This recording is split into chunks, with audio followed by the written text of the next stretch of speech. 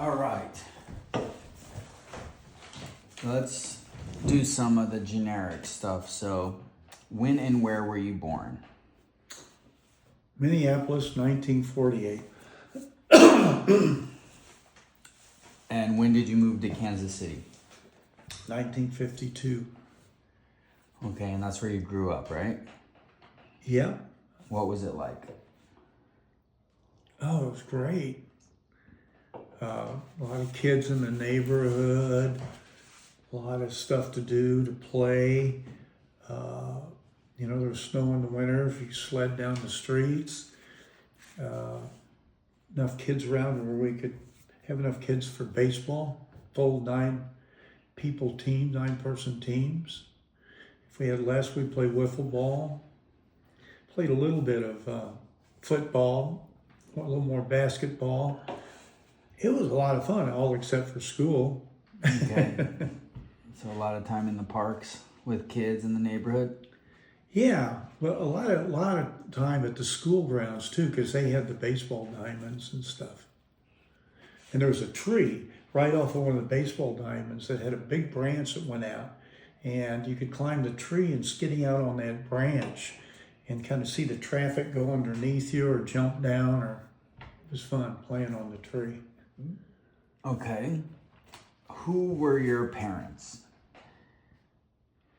Well, Marion and Al Werder. And where are they from? Well, my mom was from Cincinnati. She was a third-generation German. And my father was from Sweden. He immigrated when he was 13 to Minnesota. He was in the Army, and he was stationed in Cincinnati, where he met my mom. He was going to be shipped out to Germany to be a spy, because he was really good with languages, and he learned all 4 dialects of German. Fortunately, though, he was playing soccer one day. He was the goalie, and his knee went out on him. So he got out of the service, didn't have to become a spy, and married my mom. They went back to Minnesota. Wow. Where he continued on in grad school to get his PhD in microbiology. Also at that time, my mom had polycystic kidneys, so getting pregnant, giving birth gave her substantial health problems. So they incurred a lot of debt, a lot of medical debt at that time, which put him under financially for many years after he became a PhD in Kansas City. And it took him, I don't know, maybe 10 years to get out from under the debt. And then all of a sudden, they were kind of wealthy because they were making a lot of money and had no debt. Have you been to Cincinnati? Once. When I was about 7, we took the train to Cincinnati to celebrate Christmas with all my cousins who I don't really know anymore. Yeah. And that was really when you only met them, was then? Well, they all came up to Minnesota a couple of years. George and Rhodey was her name, and they had 7 or 8 kids. Oh, wow. And then my Aunt Betty had adopted 2 kids, and we'd all be up in Minnesota, so I got to experience them.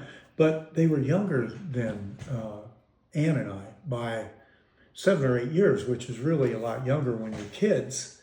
So there was a kind of a distance because of age. It ended up, Uncle George was my favorite relative. I really liked George. And that was your mom or dad's side? That was my mom's brother, her youngest brother. And tell me about Minnesota more. Well, my parents had taken us up to Tip Top when I was like 3 or 4 years old, when they didn't have hot water in the cabins and they didn't have toilets in the cabins or showers. And then they didn't go for a few years, and when they went back, I was 9 or 10. And the cabins were modern then with hot water and showers and that sort of thing. Mm-hmm. And we started to make a whole new group of friends, or my parents did, including our relatives from Cincinnati. And the same group of people were up there at the same time for at least 10 years running. So that was very cool. But then I also became friends with the resort owner's son, who was a year younger than me. And I would follow him around, help him work, just so I could hang out with someone. And Ronnie and I became good friends and started to do all those things that boys shouldn't do together out on a lake. It became the most fun time of the year for me. I love Minnesota. You haven't talked Had to a him great in a long time, right? Pardon? You haven't talked to him in a long time? No. When we grew up, he turned out to be very conservative and arrogant. And I ended up liking his older brother much more than Ronnie. And I became friends with him more than Ronnie when I, became 34 years old. Tip Top is gone now, I think, huh? I don't know. I suspect it's gone. Yeah. What were your parents like growing up? Well, they were really good parents. In a lot of ways, they did not treat my sister and myself the same. So they treated us as different people, which I think is really smart as parents. Any time I would ask them if I could do something, they would always tell me they had to check with each other. So they were a united front. And most of the time when I asked them to do something, they'd let me, because I always knew what the rules were. I had no rules when I grew up because I knew what they were and I just did it. So that I never had curfews, things like that. Whereas my sister had all sorts of rules because she stretched the rules. So for the most part, I avoided a lot of issues with my parents and experienced them as just very smart, intelligent, loving parents. One time, though, in 5th grade, my mom at a teacher's conference was told by a teacher that I'd been lying, and it wasn't true. This teacher was an ex-nun, and she was gay, which at the time was very unusual to be known as gay. And she had a chip on her shoulder. So she was beloved by the students until she turned on you. And then it became a battle. So she turned on my friend and I and told my mom I was lying. And my mom came home with a belt and beat the shit out of me from the waist down so no one would see it. But she was out of control. And it really scared me, and it violated my trust for my mom for several years running. Eventually got over it, though, but it was very traumatic to get beat like that, which is the only time I know that my parents ever beat me. They were very fair, kind people for the most part. What was the worst thing you actually did? Did you not get caught for it? Well, I started smoking cigarettes in the 5th grade. Yeah. That was a no-no. And then a group of my friends, we started going on golf courses. And I didn't do any of it, fortunately, but they started ripping up greens and doing damage. And the night that they got arrested, my father was coming down to the Boy Scout group. So I had to go to the Boy Scouts, and it saved my ass because my friends were out on the golf course ripping it up, and they got caught by the police. And, had to pay for that. Other than that, when I started drinking, I did all sorts of crap, like, pee on the floor when I was sleeping. Bunch of ugly drunk stuff, Speaking of your sister, what was she like and what was your guys' relationship? She was 3 years younger, and in the family model, she was what would be called a lost child. She just disappeared. She was very private. She was like Katie in some ways, in that, Katie could go spend her day in the room all day and be happy. Anne was kind of like that. She would just disappear. So I really didn't have much of a relationship with my sister until she went to college. And then I started to develop a relationship with her because she played music in a band that I was in, and we were a little older, and I liked her husband, who was really a creep as far as a husband, but I liked him as a friend. They had a little baby. So I'd go down to Manhattan where they were in school, and I'd visit them, a couple times a year. And I started to enjoy my sister and develop a relationship In with New her. York? In Manhattan, Kansas. Oh, Kansas. Yeah, not New York. Okay. Kansas. Big difference. Oh, yeah. And is that Steve? No. So she had a husband before. It was Chris Lytle. They met in high school, and he was the bass player in a band I was in with my sister. That's where they met. And she got pregnant late in her senior year.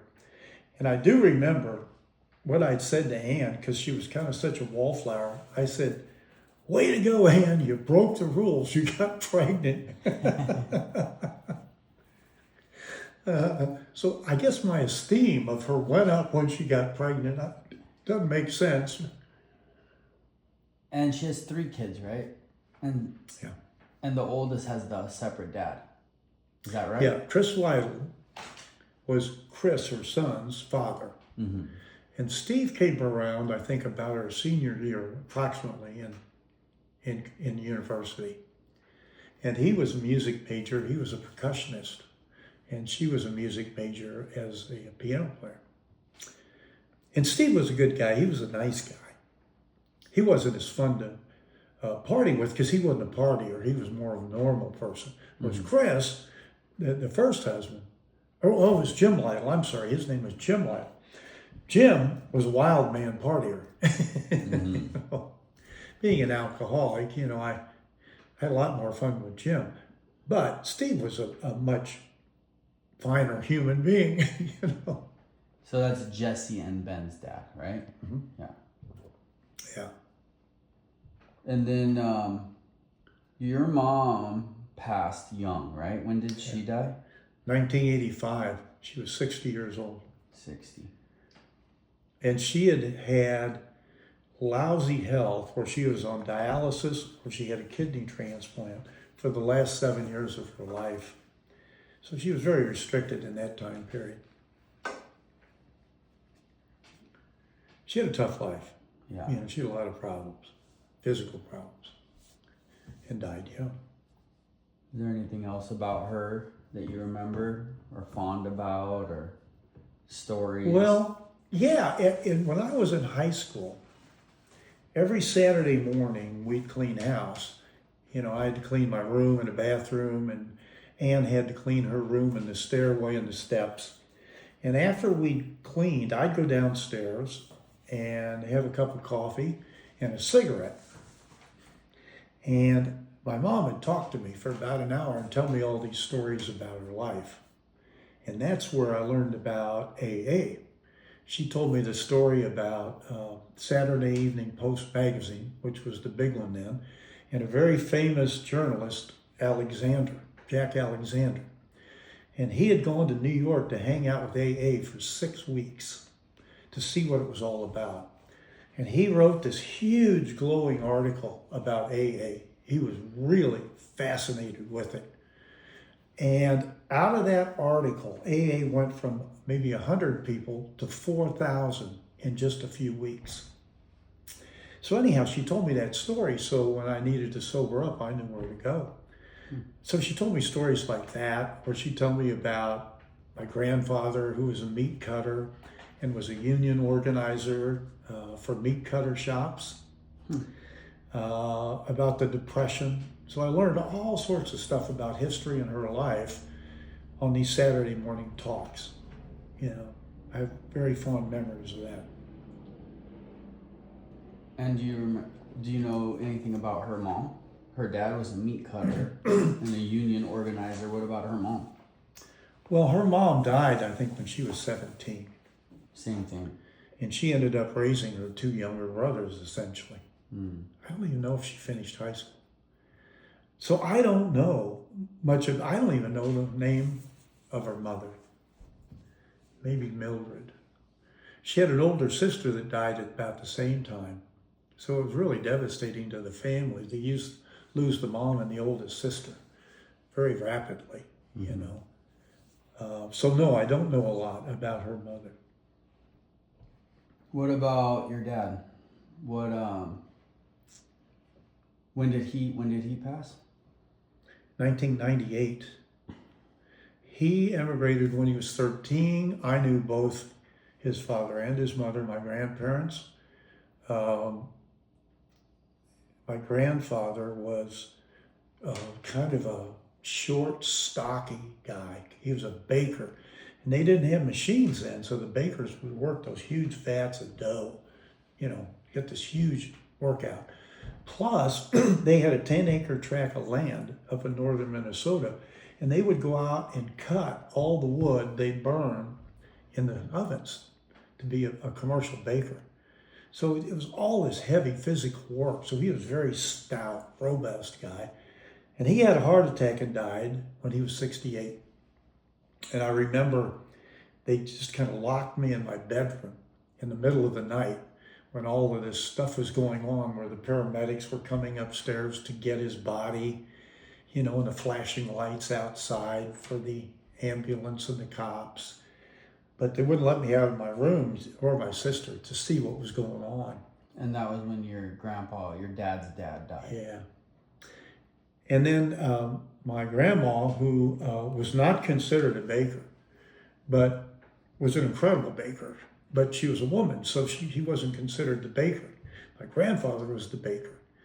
And my grandmother made great bread and pies and all sorts of stuff. Was a nice lady. And then she, I think, had a stroke or something and got put in a home. And that was kind of the last I knew of her. So anyhow, I had direct experience of them. And then what about like fond memories or stories about your dad? Well, my dad loved life. He had a big appetite for life. He loved to eat and drink. He's a 7? Probably a 9, maybe a 7 though. One of those. Probably a 9 though, in the Enneatypes. He hated conflict. If we had to eat dinner with our parents every night.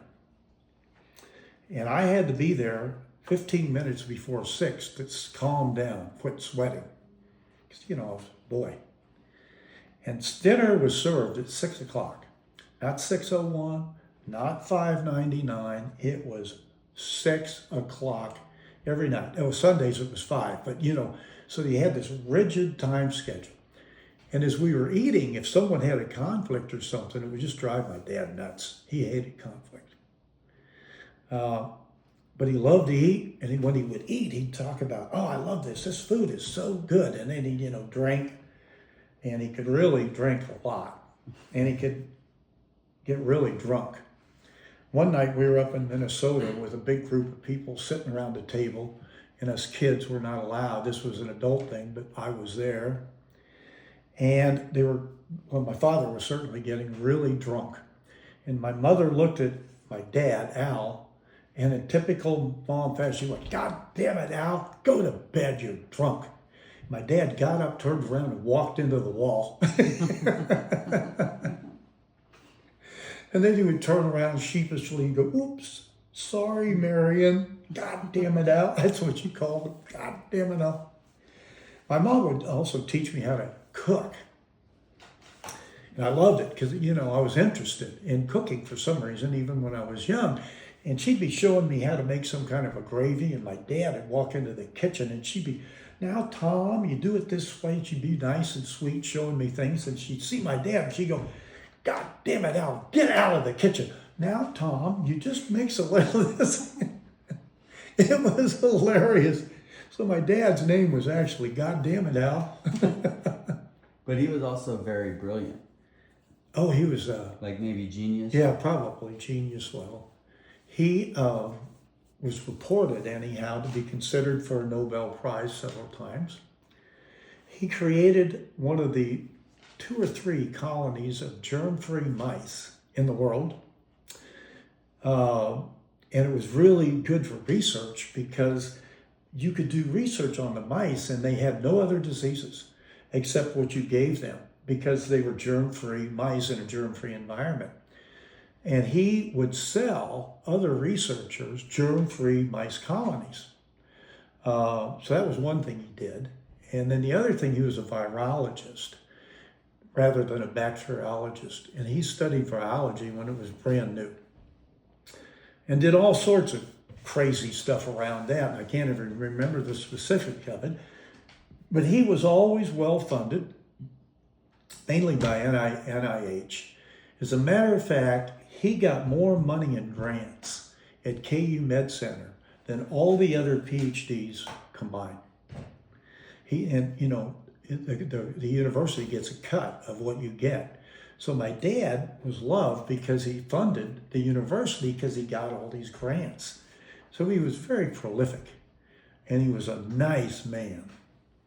He had 11 PhDs working for him, and every last one of them were worthless. He was the only one in his department that produced anything. So my opinion of PhDs has been fairly low because of that. He was a very self-deprecating, humorous, nice man. Whereas my mom, people really liked my mom because she was a straight talker. But man, she had an edge. She would take on anyone. She took on General Electric. She took on, I think it was Ford Motor Company. And in those days, you didn't have email or anything. You wrote letters. And she would go after them and try to beat them up into doing, something because she felt whatever they sold her wasn't worth, anything. She took on her boss. She worked for an orthodontist as a bookkeeper. She took no shit from him. And one day, crazy guy, Dr. Radke, when I was 16 and he's working on my braces, asked me if I'd ever been to a strip joint. And I looked at him and I went, I'm 16. Of course I haven't been to a strip joint. And Radke goes, well, we're going to get on an airplane. We're going to LA and I'm taking you to a strip joint. My mother came flying out of the office. She overheard that and read in the riot act, you're not taking my 16-year-old boy out to see, but she would do that. She was feisty. Crazy. Is there anything else you want to say about like family and childhood stories or anything, or do you want to be done with this part? Well, just in the end, I would say that I was probably raised as well as a person could be raised. I never doubted whether my parents loved me or not. And they were so smart and considerate about the way they did it.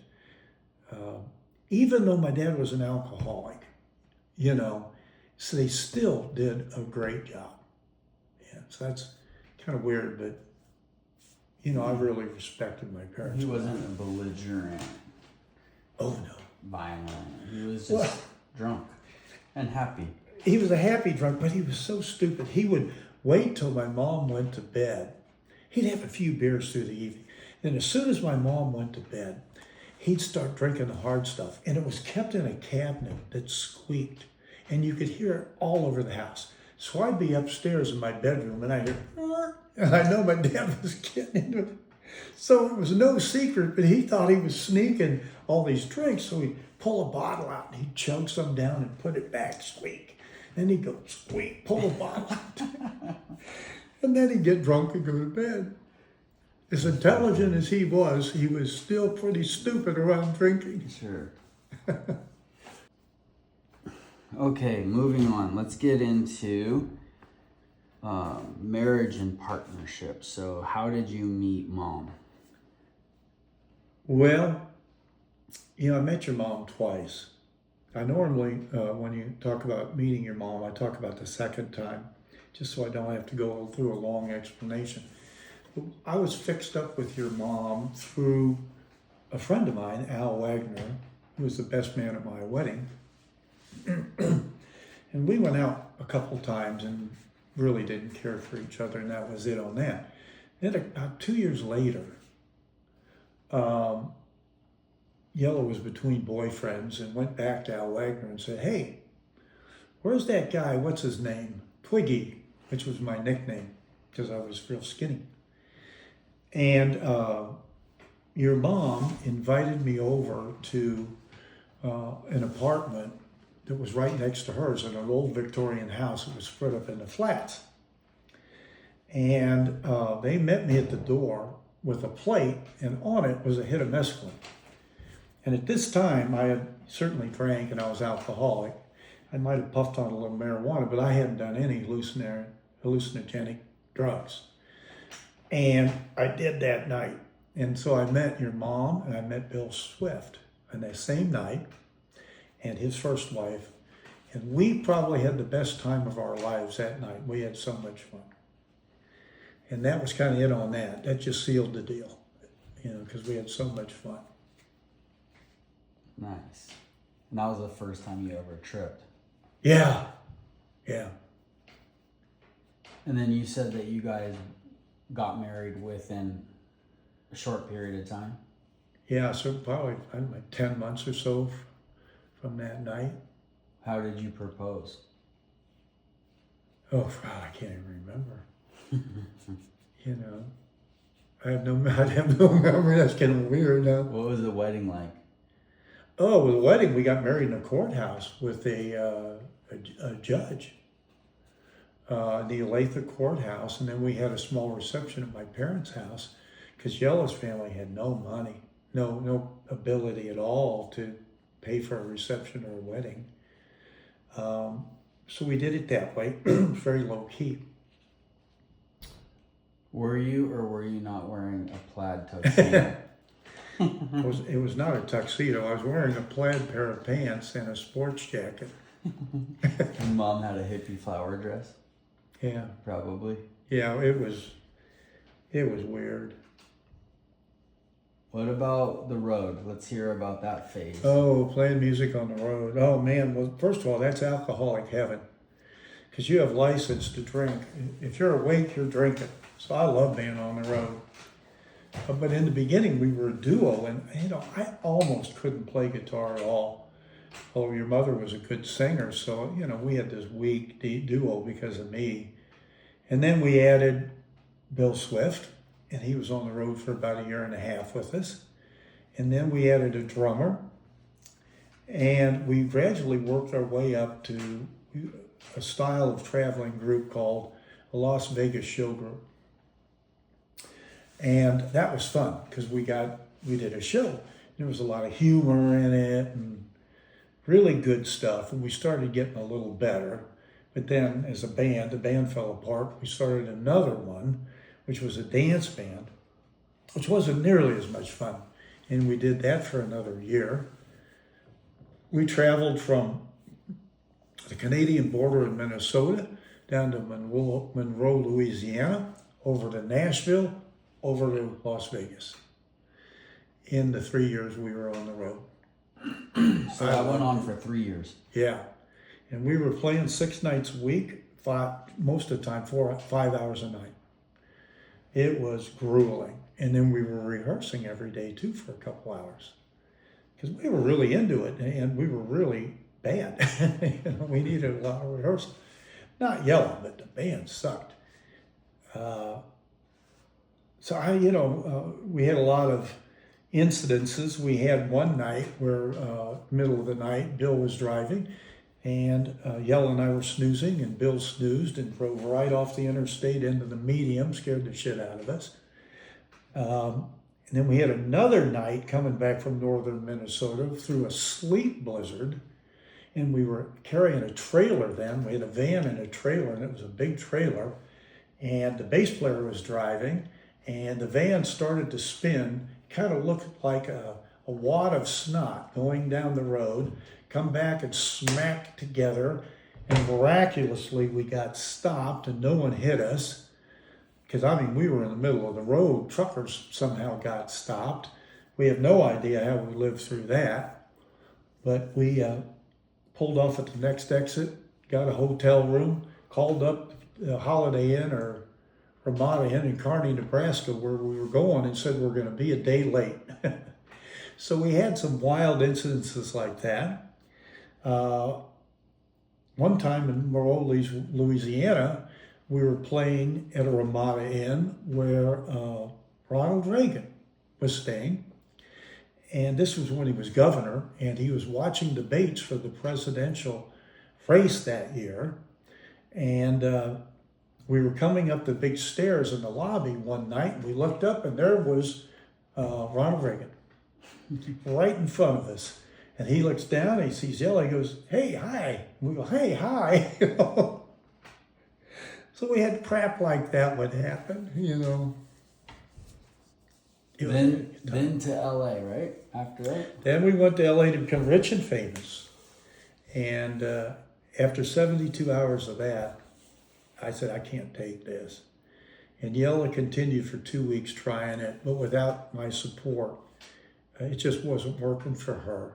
So then she had to make the decision on whether she was going to stay married or try to become rich and famous in LA. It was a very hard decision for her to make. And it took her years, probably about 10 years, to forgive me for abandoning her in that effort. Yeah. Yeah. Then what? Colorado next? Yeah, I sent out resumes to Springfield, Missouri, Fayetteville, Arkansas. These were all places that we saw when we were touring that we liked. And Denver, Colorado, and Colorado Springs. I sent out 19 letters. I got one response from Lincoln DeVore in Colorado Springs. So that's where we went. Wow. That's how we got to Colorado Springs. So then, when did Mom get pregnant with Katie? Well, it was in 1978. So we got there in 77. In March of 70, early March, and Yella drove our yellow, school bus yellow Ford van to Kansas City to pick up all our shit, which we had stored while we were on the road. And I was left in Colorado Springs starting working, and we got hit with one of the biggest blizzards in Colorado. So I was stuck in the apartment, and Yella was coming back and hit Goodland, Kansas, where she got stuck in a hotel for 3 days and nights. They couldn't get out because the drifts were so high, everything was buried. And there was no heat, and that was a real trauma for her and Sharon, who went with her. So what was the question? I've lost the question.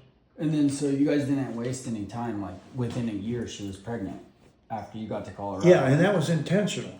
That's what we were doing. We went off the road to start a family. And she was born in 78. And we had we moved into our first house in Manitou Springs. And I'm not handy at all. I had to build a room on the back so we could have a washer and a dryer because we're having a baby. And in those days, you used diapers. You didn't use disposable diapers. You either had a diaper service or you did your own diapers. So I actually, with the help of some of the engineers at work, framed in a porch, plumbed it and wired it by myself, had to cut into the sewer line, which is interesting, had to learn all that crap, which, I'm not good at, got this thing built. And then Katie was born, And then 2 years later, you were born. And we realized that house was too small. So within a year, then we moved to Holland Park. And that house was so big, so it was 3,000 square feet. And we were coming from like about a 800 or 900 square foot home. We moved in with you kids. And every now and then we'd panic because we'd go, "Where's Daniel?" Because the house was so big, we didn't know where the hell you were. So how was parenthood? How were those next? I did not. I'm not suited to be parent of little kids. I was a lousy parent until you guys were about 6. Well, I guess we should maybe talk about you getting sober here. Oh, God, yeah. Well, that's a very unique. Do you want the whole story? Sure. Well, I was drinking a lot, and the neighbor and I, who was another alcoholic, we used to joke about the only difference between us and an alcoholic is we don't go to the meetings. So around January 1st of 81, I started having gut problems. And I thought I had some intestinal thing like for 3 months until finally I went to a doctor. And I ended up having colitis, which at the time they called ulcers. And so I knew the end was near. And one beautiful April day. I was standing out in the backyard with Katie. I don't think you were around yet. And I was holding Katie's hand, and it was this gorgeous day, with those crystal blue skies in Colorado, no wind, 17 flowering fruit trees. And I was hungover, really hungover and miserable. And I looked down at Katie, and she's smiling at me. And I realized that, one, I couldn't feel her love, nor could I return it. And that was the first crack in my drunkenness. And 6 weeks later, I got sober. And how I got sober is Yella and I were playing a wedding up in Cascade. And I was hungover again because it was in the morning, miserable.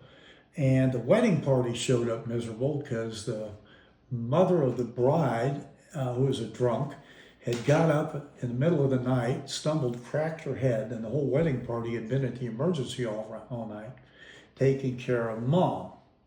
So they were miserable, I was miserable, and we raced down the Ute Pass to a VFW hall on North Nevada. VFW halls are the cathedral for alcoholics.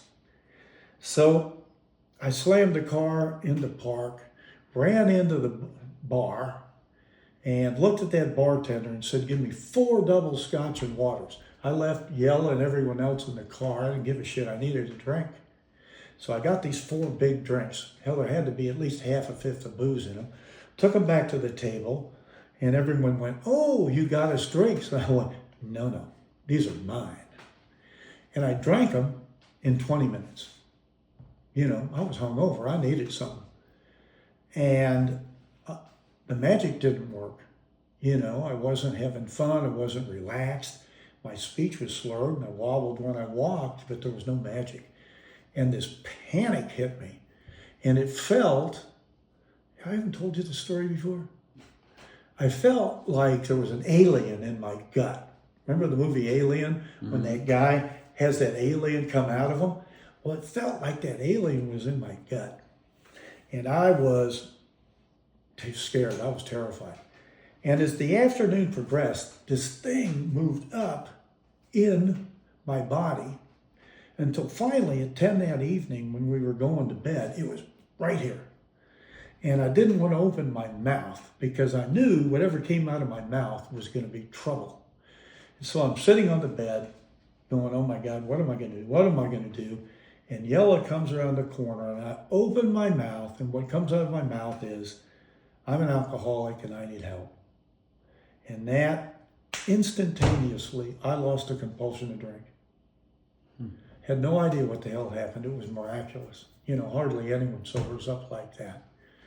And it was upsetting, so, I cried and wept all night, going, what the hell am I going to do? I no longer had the compulsion to drink, but my life was a mess, and I had no idea how to live life sober. So that must have been around 82? That was 1981. 81? Yeah. That was it was June 18th, 1981. My parents were visiting. The next day, I had 1 beer because I didn't want my dad to know I was going through all this stuff. So I felt I had to have a beer. I had 1 beer. I actually drank 1 beer, and that was the last thing I ever had to drink. Man, what a waste on the last drink, huh? Yeah, and I was miserable. The first 7 years of sobriety, I was miserable. So the first 7 years was rough. Really rough. I didn't like your mom. I didn't like your kids. I did not get along with little kids. I was not suited for little kids. Couldn't relate to little kids. It was just bad. And then when and how did it turn around? Well, interestingly enough, one Christmas I had surprised you folks with a tape player, video tape player. And it was a surprise because I badmouthed TV and tape players for years, several years. So I went out and bought one, and when you guys saw it, you were shocked. And so I started to watch movies with you kids on the couch, and we'd lay down on the couch and kind of curl up and watch movies. And that was my first experience of enjoying and loving you guys as kids through that tape player, video player. Now, I still didn't like Yella. That came a little later. But that was a turning point for me with the kids. And then I really enjoyed you from that point on and was at least some kind of parent, you know. So then after it's turning around and parenthood became more enjoyable and recovery became more enjoyable, right? What was the next, 15 years before retirement like? And Well, you know, about that time, I started to at least have a few days that were nice. And I'd gotten really involved with Est and then Landmark. But I washed out of that at about the same time, you know, because that's confrontive stuff. And during the 80s, I probably did every self-help, I read almost every self-help book. I went to almost every weekend workshop on, you know, the shame that binds, adult children of alcoholics, rebirthing, breath work, anything I could do. I was on this pell-mell, head over heels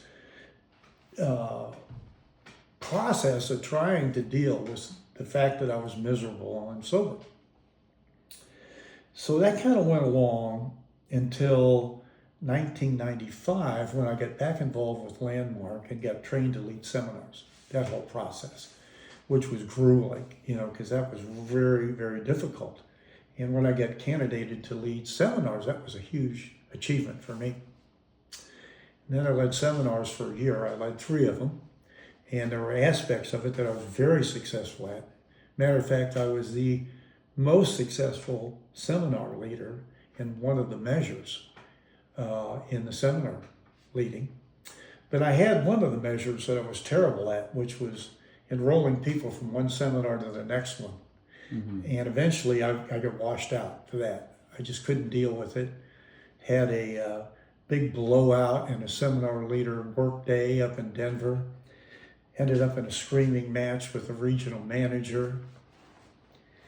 And as the regional manager was screaming at me, fuck you, you know, we put all this training into you and now you're going to quit. This idea popped into my head. And the idea was, I don't have to stand here and take that. So I turned around and walked out, and that was the end of that. It was uncomfortable. So I got involved in that. And that, you know, with sobriety and that kind of was my kind of lifelong crusade to, you know, try to do something, develop a life, become someone that can contribute to people and make a difference. Anyhow, that sort of thing. And throughout the marriage, there's a question here. Did you ever think about getting divorced? Oh, God, I'd say at least 5 or 6 times, seriously. One time in the early 80s, we had agreed to separate, and we're just waiting for the holidays to be over to do it. You know, another piece that you didn't cover was my high school and college. Mm-hmm. And that was a huge part because that high school I went to was one of the toughest in the country. And I hated it. It was so hard. I was the last one they let in. Originally, when I applied to Rockhurst High School, they rejected me. They said, you're smart enough, but you haven't achieved anything. Mm-hmm. So we reject you. The day before the high school started, the school year, they called me up and said, well, enough people have backed out. You can come. So I was the 200th boy that was allowed in.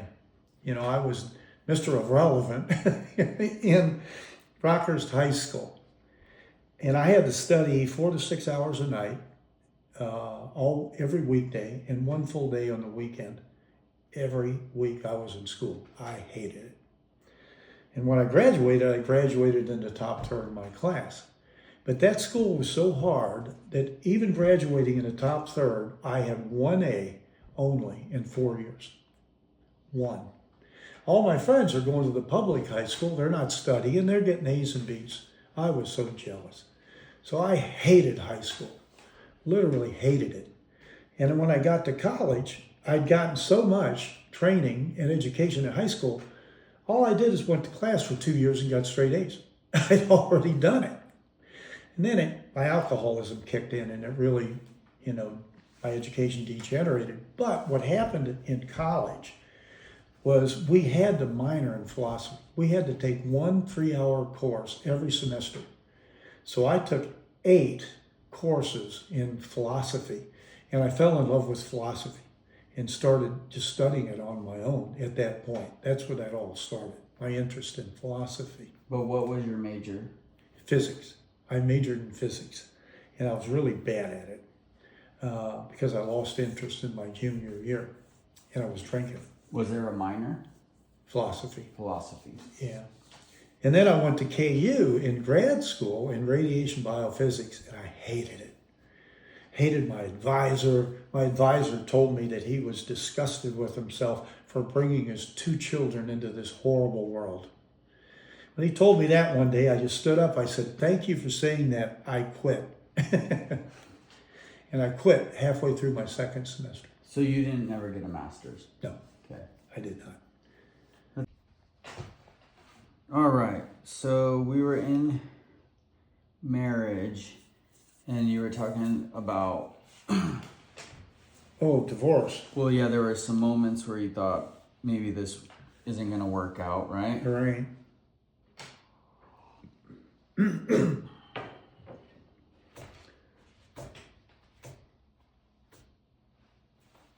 Is it moving? Yeah. Oh, I'm sorry. Yeah, well, every 4 or 5 years, I tend to cycle down into a dark place. And of course, once you're in that dark place, nothing works. So the marriage doesn't work.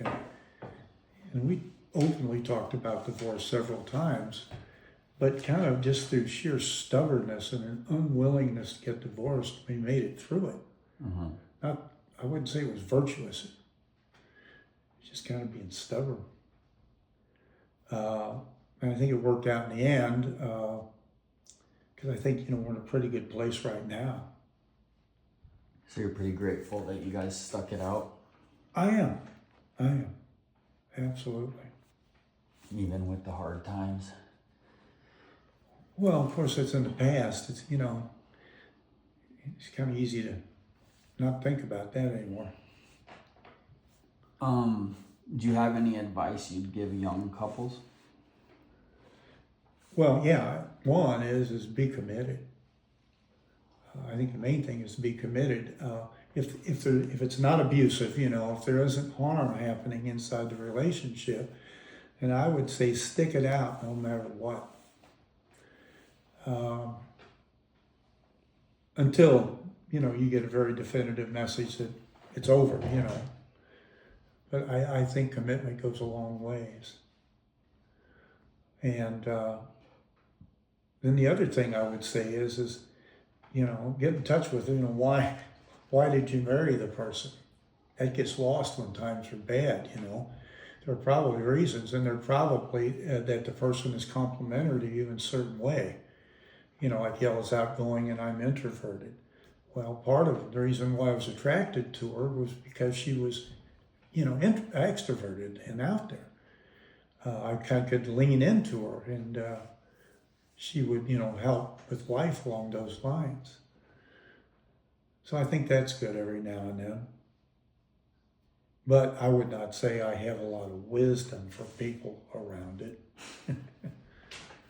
You guys got a lot of experience. Well, that we do. How many? What year did you get married?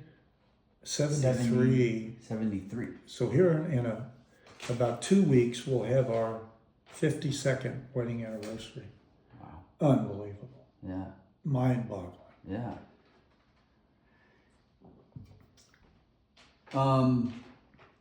Let's get into work. Oh, my favorite. So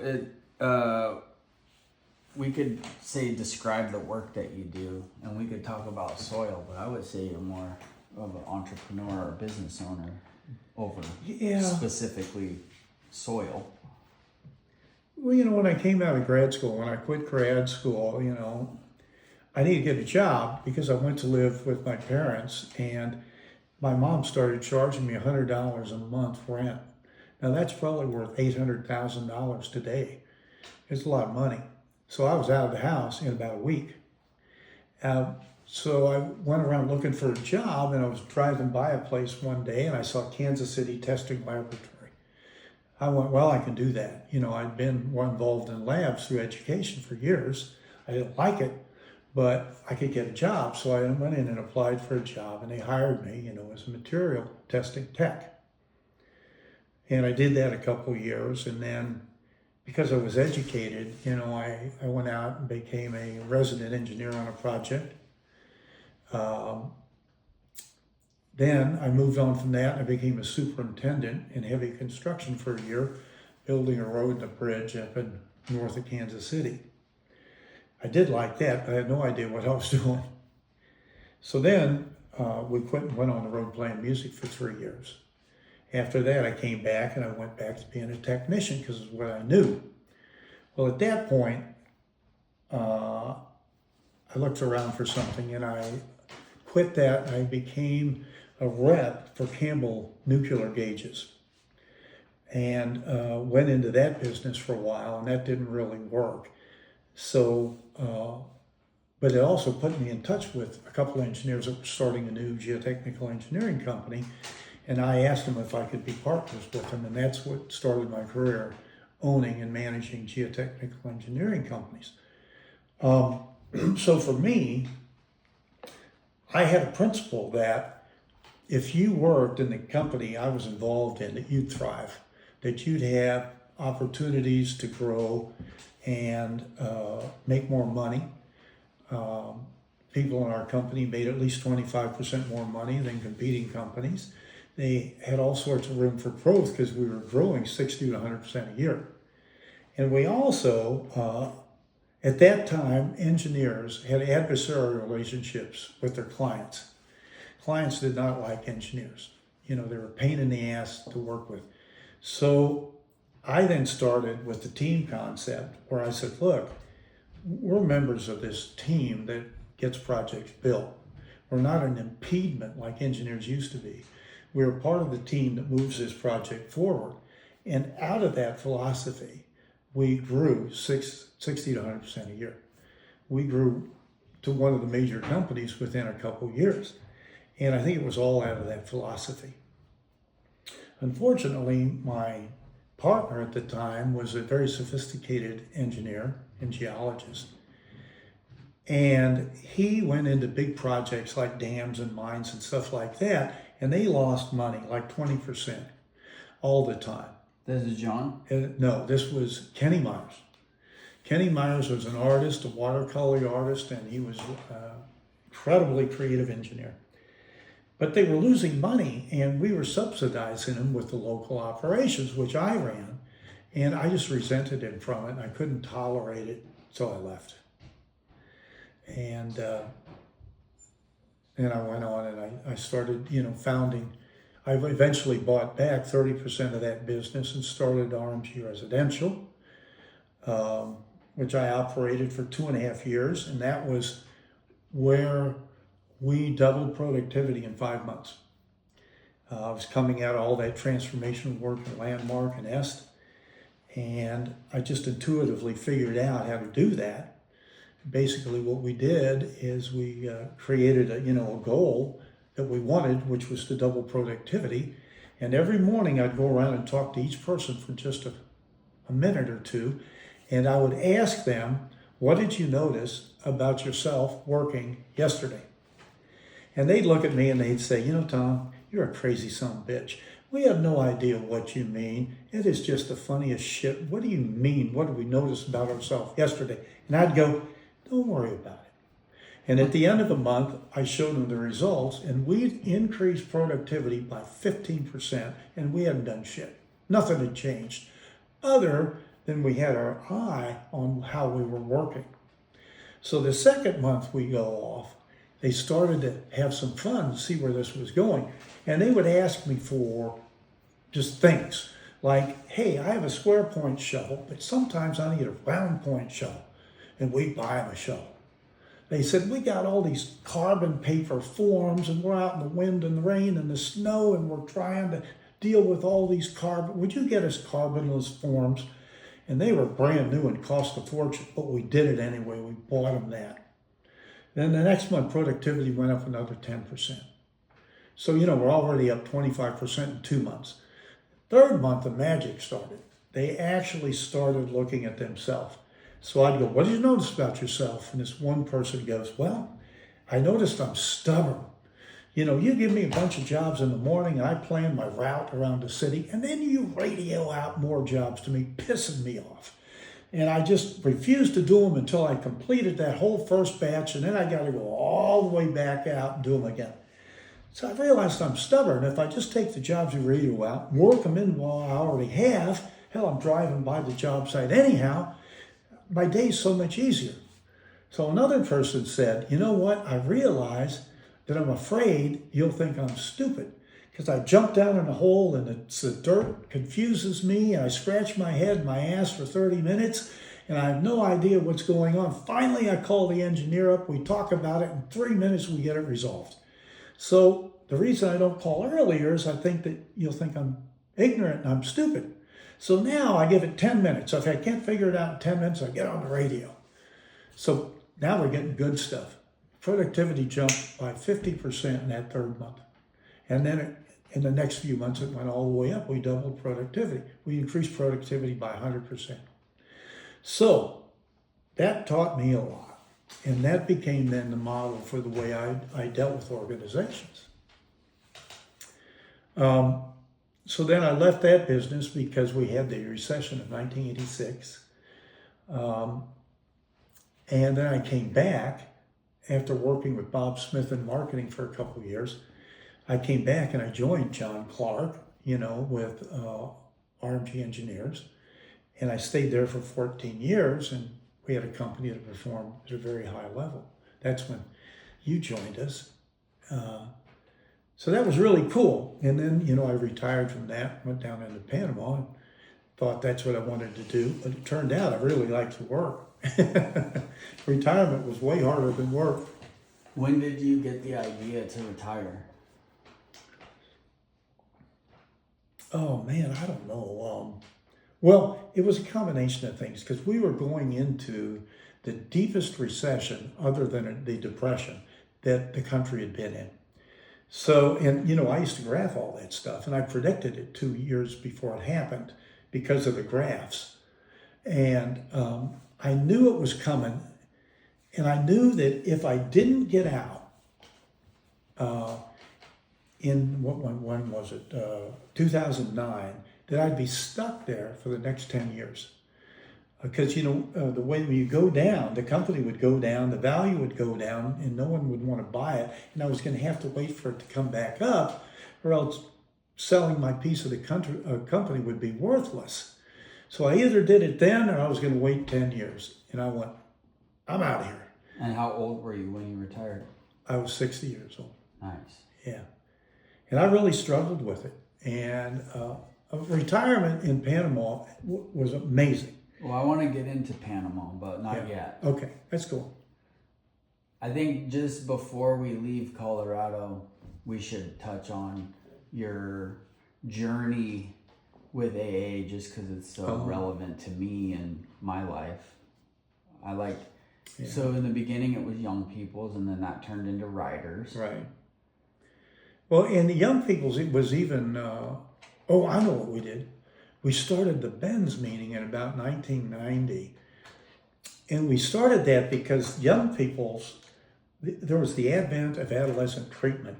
And overnight, we went from 20 people to 60 people because they sent them all to the young people's meeting because that makes sense. From a rehab or something?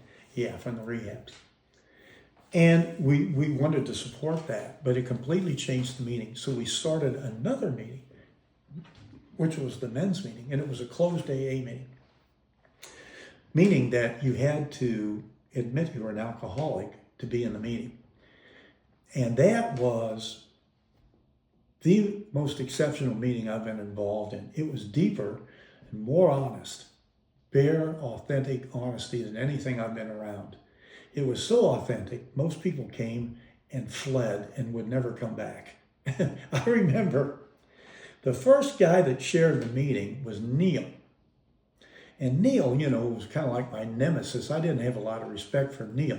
But Neil, first guy we call on, he starts sharing about how his mother pimped him out to her girlfriends to have sex when he was a teenager.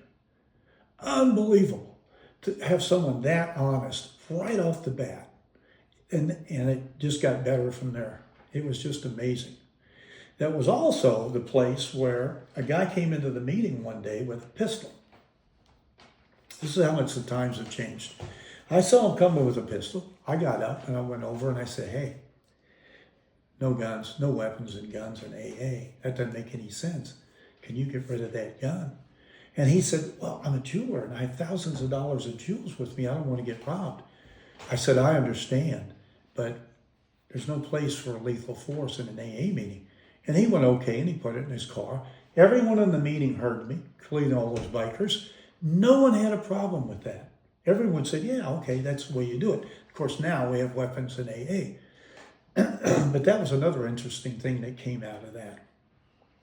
So when did that convert from that meeting and the young people's into this writers thing? Do you remember when I started going to the Serenity Run writers. started? I was already going to the writers when that men's meeting So started. the writers meeting started before the run. Oh, yeah. Okay. And I got involved in the writers in about their third year when they were meeting at Mac's Restaurant downtown. In my first meeting in there, the way I went there is I looked around the young people's meeting one night and I noticed that all the women that used to attend were gone. And most of the men. I said, where the hell are they? He said, the writers meeting. So I walked into the writers meeting, see all these women I used to know and a lot of the men. And I'm sitting there, they're all dressed up in leather, and they call on me. And I'm a mouthy son of a bitch, so I go, what the hell's wrong with you? You dress up like Darth Vader and strut around like some big shot? And the writers, their response was they laughed and slapped me on the back and said, you're a funny little fucker, keep coming back. Well, that hooked me right there. I thought that's a pretty good group of guys if they can have someone criticize them and laugh. I was very attracted to that. That's funny. Yeah. But they were some familiar faces from before, right? You said it was women that The you girls used to see were, at and a couple of the guys, but the bikers were not. You didn't know any of those guys? No. And that's when you started meeting like Pete? Yeah. And Pete, Joseph? Attitude. No, Joseph was in Young People's. He was. Yeah. I can't remember all of them. But there were a bunch of them. Bruce? No. No, he came later? Bruce started in Young People's. He did? Yeah. Joseph and Bruce you had known a little bit? Yeah. So I know Joseph really well. Okay. And Bruce just a little bit. He was brand new. And of course he was crazier than, an outhouse owl. What about Dan Johnson? Well, he came in about that time. Uh-huh. And that's when we started the famous camping trips and hikes up to 14,000 mountains. And they were famous. The first one we went on had Darshan, who was Rick at the time. Oh, yeah. Rick. Dan of Johnson. course. No. Let's see. Rick, Tom Wickham, myself, a guy we hadn't met before that had been in Vietnam, and Bob Smith. Bob. And Bob was Young People's too, right? Oh, yeah, from the beginning. And we were sitting around the campfire, and the guy we didn't know who had been in Vietnam goes to bed. And we went, what the hell? 6:30, you're going to bed. He says, I don't sleep well. So he goes into the tent, falls asleep, and all of a sudden we hear this yelling and screaming and this guy trying to get out of the tent in this nightmare. And we said, what the fuck's going on? He says, well, I have the same dream every night. I was in Vietnam and the lieutenant abandoning us without radios, sentencing us to death. And somehow we made it. But I have nightmares every night of killing this son of a bitch. And it keeps me up every night and I can't sleep anymore. And I got a 14-year-old daughter and I'm ruining her because I can't sleep. And we went, oh man. So the next morning, he's still in bed trying to sleep, and we're standing around a campfire, and Rick owns up to the fact that he was molesting little girls. Now, it wasn't the kind of molestation where he's having sex with them, but he was inappropriate with them at a deep level, touching them inappropriately. And as he's dealing with this for the first time, Bob Smith drops down into a chair and starts weeping. Tom Wickham runs off in the woods screaming because it's so upsetting him. And I'm left with Rick, who's this huge personality, decompensating. And I know that for my own personal safety, I better hear this guy and get him, or something's bad's going to happen. So I'm standing there at the campfire trying to listen to him and getting what he says, trying to de-escalate the situation. And it did de-escalate. So we have this huge breakthrough where Rick starts dealing with this aspect of himself. And, Bob, has his own stuff. But anyhow, that was the first one, The next one we had, Bruce and Dan Johnson were involved in.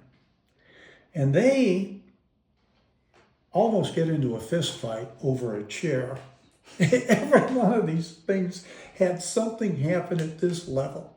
So anyhow, that series of campouts started at that time. Yeah, well, obviously, I have a lot of memories of these guys. Yeah. Oh, yeah. But Bruce was a wild man in those days. And Dan could get riled up. I wouldn't say he was a wild man, but once confronted like that, he went off. I couldn't believe. We're standing around going, what the hell's going on? You can't get in a fight over a chair. So we separated. Got him each a chair. Oh, one other thing. Bruce Badger was involved at that time, and he brought a guy that was newly sober, crazier than hell. And they're standing by Bruce's pickup truck, and this guy spills a gallon of kerosene that we use for those old Coleman stoves into the bed of Bruce's truck and lights it on fire. So we're up in the woods with this fire going. We're terrified that we're going to start a forest fire. Bruce is so mad, he's yelling and screaming at this newcomer. And we're trying to put out Did he do it on purpose? No, he was an idiot. It's fine, we get the fire put out. That's the kind of crap that happened at these campouts. And then pretty soon after that, I'm getting sober, Katie's leaving home, right? Well, do you have any other real distinct memories or stories about just parenthood with us as teenagers and stuff? Well, you sobered up 10 years after all of this. Quite a bit after that. And, more than that. Huh? More than that. If it was 82, I'm No, 99. this was in the late 80s, 1990, right around in there. Oh, all right, sure. The time you're talking about. Yeah, well, most of my experience at that point switched to Landmark, trying to learn how to lead programs in Landmark. And the first 10 years of my sobriety, I probably held almost every service position you can at the local level and at the state level. And I was on a fast track to be a delegate. And I decided at that point that I wasn't going to follow that track because it was just more of the same stuff that was automatically in me. And I didn't want to do that automatically anymore. So after the first 10 years, I left most of those service positions in AA, and I started sponsoring young men. And I sponsored about a half a dozen young men, and that was an incredible period of time for me to watch these guys. And I sponsored them the way Darshan sponsored me, which was transformationally. And these guys had transformational experiences, all except for, who's the big guy? Ben. All except for Ben. He thought he had one, but he didn't. That one never worked. But all of us of them really worked really well. So that was a big part of my sobriety then. All right, let's stop on that. All right, let's get into Retirement. You're 60, decide to retire. Some people would consider what you did pretty extreme. You left the country, went to Panama. Let's talk about that. Well, my experience was it was pretty extreme. It was very difficult dealing with a developing country. The bureaucracy would choke you, and it was so difficult to get things done, like build a house. You know, we started a house 6 months before we got there, and we thought it would be ready. It took another 12 months. So it was very difficult, and it was very satisfying at the same time. And to do that, you got to keep your attitude up, or it just washes you out. And eventually, after 10 years, we lost our attitude, and pretty much why we left. But I didn't really settle into retirement until we got to Mexico, because I'm just built to go. I got frenetic energy. I like to, be able to contribute people, and I was kind of lost in retirement because there was nothing to do. Even though we were in all those shows and musicals, and we played all that music, and that was fun, I still was bored shitless. It was hard. So, interesting. So you worked hard to retire and then realized you didn't want to be retired. Yeah, I would have preferred to keep working. So 10 years, I had some fond memories coming in and visiting you guys. I thought it was an awesome place, interesting. And you made some good friends, right? Long-lasting friends. Well, I made some okay friends. Yeah. But I never did really meet a kind of a lifelong type of friend. And I haven't in Mexico either. Where your mom did. Like Joy, who's coming to visit now. That's a really good friend for Yella. Was that out of Panama? Mm-hmm. Joy. So then how did the conversation or the thought to leave there come about? Well, mainly around my allergies. The allergies were just getting so severe. And at night when I go to sleep, my airways would shrink to the point where I wasn't really sure if I was going to be able to breathe. And just the stress of that was just too much. So anyway, it was for my health. I had to leave. Okay, so then where to go, right? I know you guys were debating Arkansas, you were debating different things, and then Mexico came on the radar. So then that pulled the trigger there, right? Yeah, the climate was right, and we were going to rent. We weren't going to own, and man, was that a disaster trying to rent. It's where we live now in the northern Baja is really an extension of Southern California, second home community for Southern California. And when we were in LA in 1976, 77, we didn't make any friends in 4 months, which is unusual for us.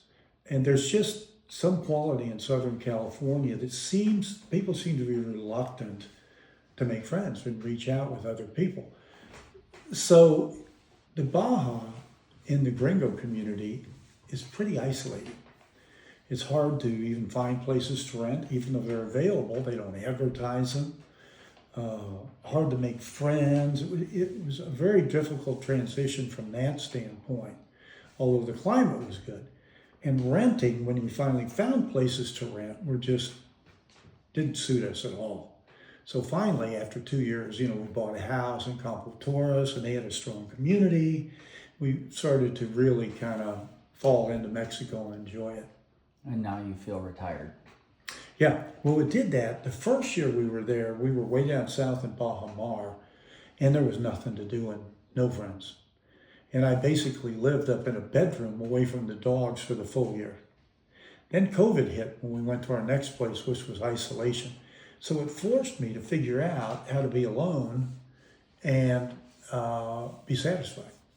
So that was when I really learned how to be retired. COVID. You're feeling pretty satisfied there for the most part now? Yeah. Hell yeah.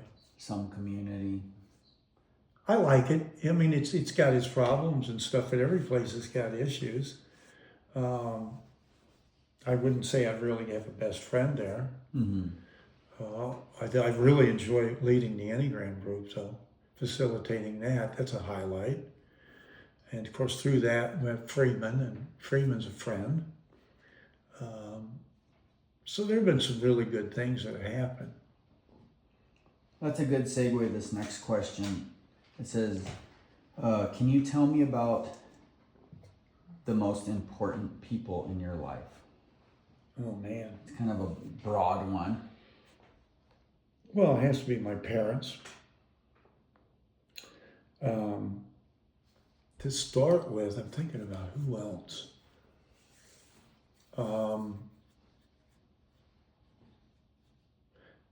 There were some teachers that were good. Another way that they're saying is, who's been the biggest influence, or what lessons did these people teach you? Well, I've talked about my parents, so I guess we'd get to Yella, a very influential person in my life is Yella. And through having to, we have the two most opposite personalities, like in the Enneagram. From the Enneagram standpoint, it just doesn't get more opposite than that. So we had to deal with all of that. And that was a lot of human garbage and snot to work through. So, Yella was like the perfect foil to work through all of the nonsense in my personality. So she was very instrumental. I'd say Werner Erhard was very instrumental because he introduced me to transformational technologies. I would say Darshan was very instrumental because he worked the first set of steps in AA with me that meant anything, and that was transformational.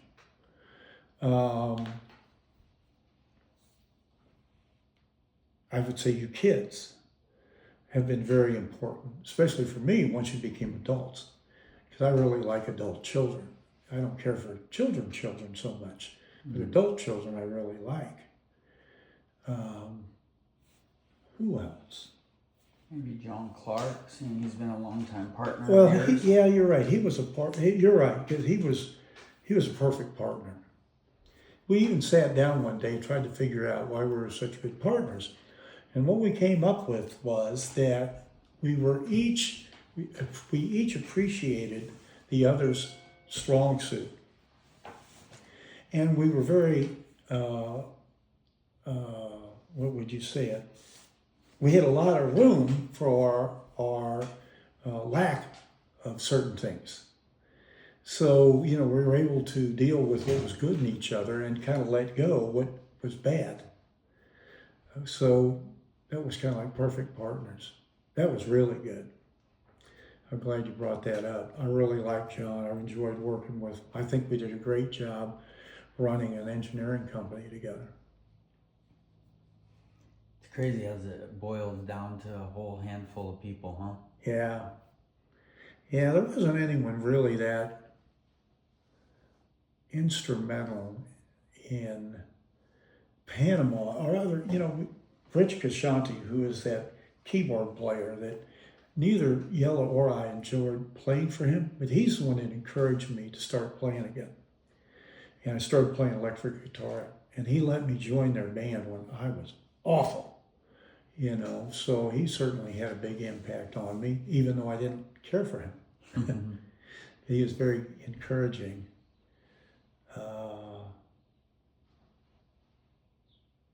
I don't know. I would not say there are many people in Mexico that are a huge contribution. Now, what do you think, looking back on your life, are some of the happiest moments? Well, the first night where I took a psychedelic mescaline pill, I would say is the most fun life of my life.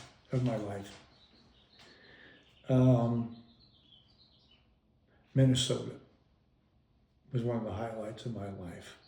Moving to Panama was one of the highlights of my life. Whereas Mexico is not. Even though I probably enjoy Mexico more than Panama, once you have immigrated to a developing nation, the next one you do isn't, at least for me, was not as impactful, even though it's better. I really enjoy the work I do, the organizational work I do with Mike Bash and a little bit with Freeman. That's really fun. It's one of the highlights of my life. I really enjoy playing music with Yellow. That's exciting. What about the saddest moments?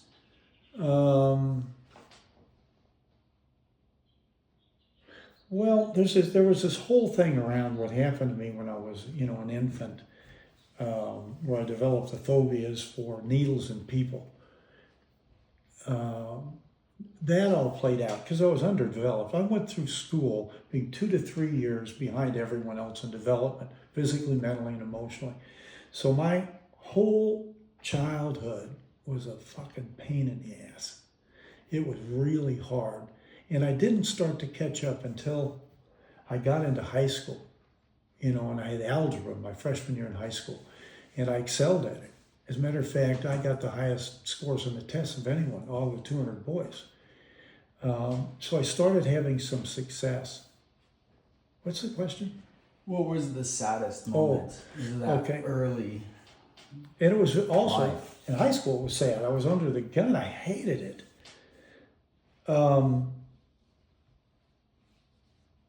I would say also trying to sober up, dealing with you kids as little children. I was just terrible at it. I had no affinity for it. I didn't like it. If I was going to go back again, I just wouldn't be a parent. I don't think I'm suited well to be a parent for little kids,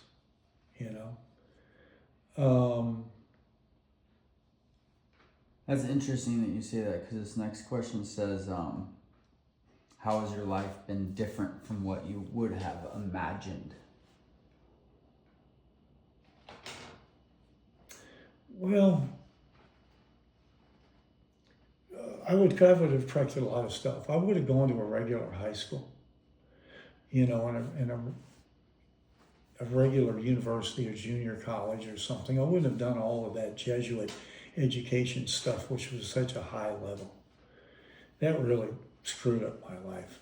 But when you're thinking about what your life would have looked like and what it turned out to be, I think is the question is like, well, this had a lot to do with it. How has it been different from what you would have imagined? Well, I thought I was going to be a scientist, and once I got older, I didn't want to be a scientist. Well, I don't know. I don't even know how to answer that question. You don't ever think about that? Well, I guess we were talking yesterday about what you would have done different, right? You're like, if I would have known what I know now when I was younger, what would you have done different? Well, I certainly would have got educated different. That's true. So you were touching on that, sure. I would have probably, I wish I had gotten educated in the area of my expertise, which was business. I wish I'd gone that track and gotten an MBA in organizational development. But I didn't know any of this stuff at that time. But I wish I'd been able to spend my entire career in organizational development, because that's really what I love, more than being an entrepreneur. I'm not really an entrepreneur, Dan. You're an entrepreneur. I'm an organization guy. I'm an operations guy. That's what I know. So I wish I'd had time to work more in that. I also wish that I had stayed with music and practiced music throughout my entire life, and I was more proficient in music. I wish also that I had the capacity, to be more involved in you kids when you were younger and Yellow. Not being such a pain in the ass to Yellow all these years. I also wish I hadn't been such a case, where people had to work around me, especially like vacations and traveling with you kids. I was a holy terror, So that's kind of what comes to mind. And then in thinking about me and Katie, what are your hopes for us and our futures? Well, starting with Katie, I hope she works out whatever this stuff is with Maston. And I think she will. And whether she may end up married, she may end up not. But one way or the other, I hope she resolves it, because it's just been a lot of suffering and pain. You know, for you, I hope you're able to financially do what you do. And I actually think you are finally in the right position. I think focusing on your shop is the easiest path to get where you want to go, you know, which is to get into real estate. But I think if you get a strong economic base in your shop, then that's going to give you the resources you need to go on into real estate, free you up. Because, you know, you got a family now. You know, if this was 5 years ago, I'd, you know, hope that you get a family because that's something you wanted to do ever since you were, you know, small. You know, I do not have a lot of concerns around you at all. You know, I figure you'll sort it out if it's a problem. And I actually don't have that many concerns around Katie. It's just been kind of torturous to watch her path, you know. I've always been pretty independent, resourceful. Yeah. My attitude around you was a lot, but my parents' attitude was with me. They always figured that I'd be successful. They just held me that way, you know. What about for Ammon and Ariella and Calvin and whatever Oh, our my next kid's goodness. name is? What are your hopes for our next generation with the way things are now? Well, I hope there's a country for them. I have a lot of fears now that we're going to lose democracy in the United States. And I think the people that are actually in favor of that, you know, ruining the country, I think they're naive and that it's going to be a lot worse for them than it is now, but they don't know it. And that their rage and anger is coloring their ability to think. So I hope that there's a country for them.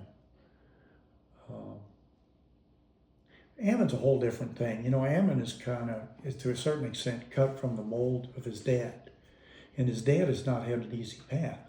You know, he worked for those manufacturing companies for, 20, 25 years, and he hated it. And so I hope that Ammon doesn't get in that same situation where he ends up working in something that he hates. Now, I think Maston finally figured it out, and is on a track now where he is satisfied with what he's doing. And it fulfills him. So I hope that Ammon is able to work all that out faster. Ariella, my sense of Ariella, she could be okay. You know, she'll be able to sort out whatever it is, even through the hard times. I think she has a much easier path than Ammon. With Calvin and your next child, holy cow, I have no idea. It's hard to think about what that's going to be, huh? Oh, yeah. You know, it looks like Calvin is going to have a positive experience of life, but, you know, you never know. I certainly wish that people have personalities that it's on the enjoyable side, even though that it's not the best stand to contribute to their growth. You know, the more pain, the more growth. But it just looks easier when people are enjoying things, and I'm kind of envious because that's not the way I am. Mm-hmm. I just hope there's a good world for them. Well, this is kind of the final question. Okay. How would you like to be remembered? Oh, man. Legacy.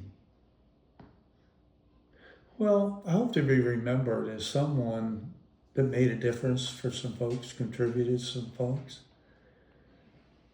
You know, that some lives were better off because I was around, you know.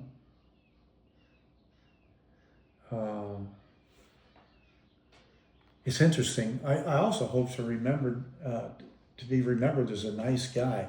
And I don't think that's going to happen. I think I'm too prickly for that, you know, too judgmental, too resentful. But yeah, like that. I don't know what else to say. One can of seltzer got me through all of these. All right, well, I guess that's all the questions. Does that Wow. feel good? Is there anything you want to add, or you feel complete? If there was anything Well, I else? feel pretty complete. I'm sure I left 90% of Ooh, it a out. coyote. Oh, I see it. I just saw him in the mirror. He went behind There the he fence. is. You I see see him?